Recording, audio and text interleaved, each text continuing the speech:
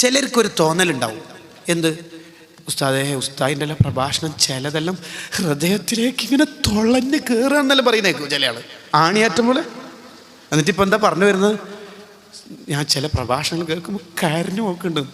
ഈ കരഞ്ഞു പോകുന്ന മനുഷ്യനുണ്ടല്ലോ, കസറത്തുൽ മാസി, കുറേ തെറ്റുള്ള ആളാണെങ്കിൽ നരകത്തിൽ തന്നെ പോകാമെന്ന് ഇമാം ഗസാലി റളിയല്ലാഹു ഇഹ്യയിൽ പറയുന്നുണ്ട്. നമുക്കൊരു തോന്നലുണ്ടാവും, എനിക്ക് ഇന്ന പ്രഭാഷണം കേൾക്കുമ്പോൾ മദീനയിലെത്തണം എന്ന് തോന്നുന്നുണ്ട്, കരച്ചിൽ വരുന്നുണ്ട്, അല്ലുണ്ട്.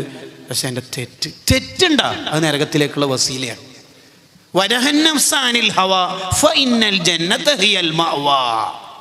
തെറ്റൊഴിവാക്കുമ്പോഴാണ് സ്വർഗം കിട്ടുക.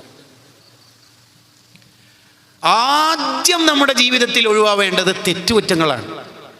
ഒരു ഗീബത്ത് പറയാൻ നമുക്കൊരു മീറ്റിങ്ങിലോ കൺവെൻഷനിലോ ചാൻസ് കിട്ടി, 100 ഹജ്ജും ഉംറയും ചെയ്തതിനേക്കാൾ കൂലിയാണ് ആ ഗീബത്ത് ഒഴിവാവൽ, ആ ഒഴിവാക്കൽ. മുണ്ടെണ്ണ നമുക്കറിയാം കാര്യം മുണ്ടെണ്ണം. ഇപ്പം എനിക്ക് 100 കണക്കിന് ഹജ്ജിൻ്റെ കൂലി കിട്ടും.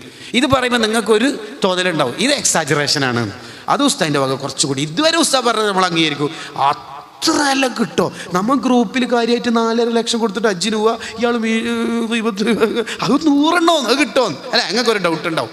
തർക്കു ഹറാമിൻ വാഹിദിൻ ഖൈറുൽ ലക മിൻ അൽഫി ഹജ്ജത്തിൻ വ ഉംറ. ഇമാം ഷൗറാനി റഹിമഹുല്ലാഹ് തംബീഹുൽ മുഖ്തരീൻ എന്ന ഗ്രന്ഥത്തിൽ പറഞ്ഞതാണ്. ഞാൻ നേരത്തെ പറഞ്ഞ ഉദാഹരണം തന്നെ അൽ ഫവായിദുൽ മുഖ്താർ എന്ന കിതാബിൽ ഉണ്ട്. തെറ്റൊഴിവാക്കുമ്പോഴാണ് ഒരാൾ വിജയിക്കുക. പുതിയ കാലവും പഴയ കാലവും തമ്മിലുള്ള അന്തരം എന്താണെന്ന് അറിയോ? പുതിയ കാലത്ത് ഇബാദത്ത് കൂടുതലാണെന്ന എൻ്റെ വിനീതമായ അഭിപ്രായം. പള്ളി പണ്ടാണോ അധികം, ഇപ്പോഴാണോ? ഇപ്പോൾ നിസ്കരിക്കുന്നവരോ ഇപ്പോഴധികം, നോമ്പ് നോക്കുന്നവരോ ചില പെണ്ണുങ്ങന്മാർക്കല്ലേ എപ്പം നോമ്പന്നെ. എന്തേ വനിതാ ക്ലാസ്സിൽ ഉസ്താദ് പറഞ്ഞതിന് പണ്ടാ പറയുന്നത്, ഇപ്പം ഓൺലൈനിലും കിട്ടും.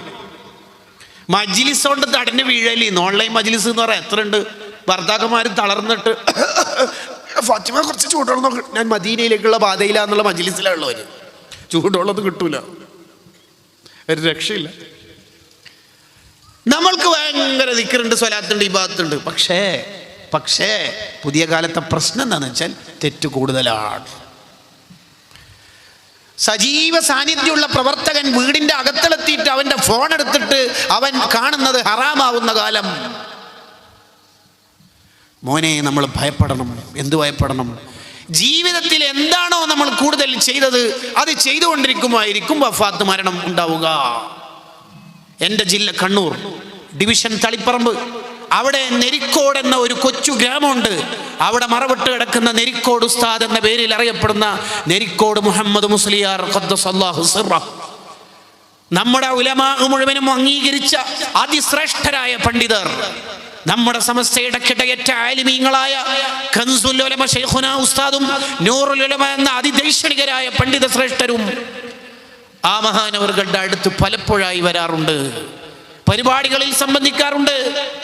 ആ നെരിക്കോട് ഉസ്താദ് വഫാത്താവുന്ന രൂപമെങ്ങാനും നമ്മൾ കണ്ടാൽ, റമദാനിൽ പള്ളിയിൽ ജലാലിയ റാത്തീബിന് നേതൃത്വം കൊടുത്തുകൊണ്ടിരിക്കുമ്പോൾ മുഅ്മിനീങ്ങൾക്കിടയിൽ മഹാനവറുകൾ വഫാത്താവുകയാണ്.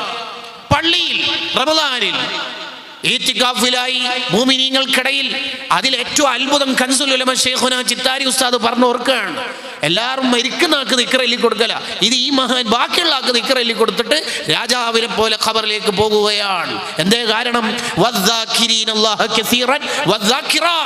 കുറേ ദിക്ർ ജീവിതത്തിൽ അങ്ങ് ചൊല്ലിയപ്പോൾ അവർക്ക് അല്ലാഹു ബെസ്റ്റ് ഓഫർ സമ്മാനമായി നൽകി. അതാണ് കാര്യം. നമ്മുടെ ജില്ലയിൽ തന്നെ ഡിഗ്രി പഠിക്കുന്ന ഒരു പയ്യൻ, ആ പയ്യന്റെ ഉമ്മയുടെ ഉപ്പ ലത്തീഫ് ബിരുദമുള്ള ഒരു ഉസ്താദിനെ വിളിച്ചിട്ട് പറഞ്ഞു, എൻ്റെ മോളെ കുട്ടി അല്പം പ്രയാസത്തിലാണ്, ഉസ്താദ് ഒന്ന് വന്ന് മന്ദിരിച്ചു തരണം. ഓക്കെ, പോയി മന്ദിരിക്കാൻ വേണ്ടി പോയപ്പോൾ കണ്ടത് ആ കുട്ടിയുടെ വായിൽ നിന്ന് ഇങ്ങനെ നുരപത ഇങ്ങനെ പുറത്തേക്ക് ഒഴുകുകയാണ്. മരണത്തിന്റെ വെപ്രാളത്തിലാണെന്ന് ഉസ്താദിന് മനസ്സിലായി.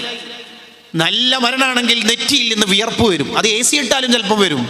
അല്ലെങ്കിൽ കണ്ണിൽ നിന്നിങ്ങനെ വെള്ളം ഒഴുകാൻ മുട്ടിയിട്ട് ഒരുങ്ങി നിൽക്കുന്നുണ്ടാവും. മൂക്കിന്റെ ദ്വാരം വീർത്തു വരലൊക്കെ നല്ല മരണമാണ്, അതിന്റെ അടയാളങ്ങളാണ്. അല്ലാഹുവേ, നമ്മളെല്ലാം ആഖിബത്ത് നന്നാക്കി തരണേ റഹ്മാനേ.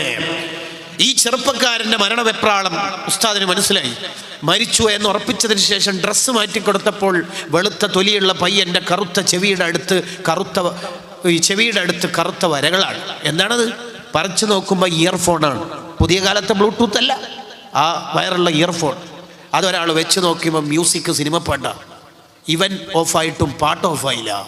ജീവിതത്തിൽ എന്താണോ മക്കളെ നമ്മൾ ചെയ്തത് അത് ചെയ്തുകൊണ്ടിരിക്കുമ്പോഴായിരിക്കും മരണം സംഭവിക്കുക.